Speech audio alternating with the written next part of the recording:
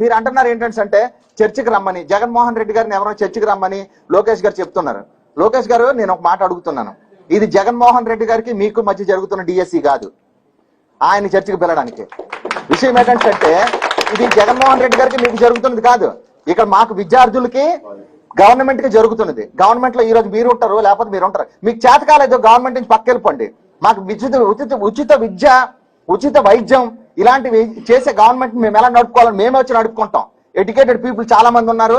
They will come in to the politics and they will organise the administration. అదేం పెద్ద problem కాదు. విషయం ఏంటంటే మీరు జగన్మోహన్ రెడ్డి గారిని ఎవరైనా పిలుస్తున్నారు చర్చికి రండి అని, ఎందుకంటే వస్తారు?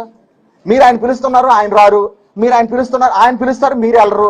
ఎందుకని అంటే ఏంటంటే ఇక్కడ ఇది అక్కడ అంతా పొలిటికల్ డ్రామా నడుస్తుంది. నాకు అర్థమైంది ఏంటంటే ఇది కాదు.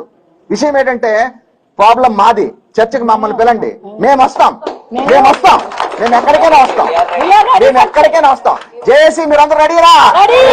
జేఏసీ మీరందరూ రెడీనా?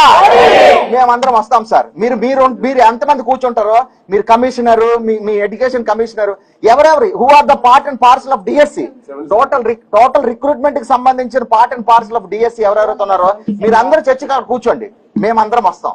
ఎక్కువ మంది కూడా రాము, మీరు సెలెక్టెడ్ పీపుల్ పిలండి. మేము selected people with hall tickets మేము వస్తాం.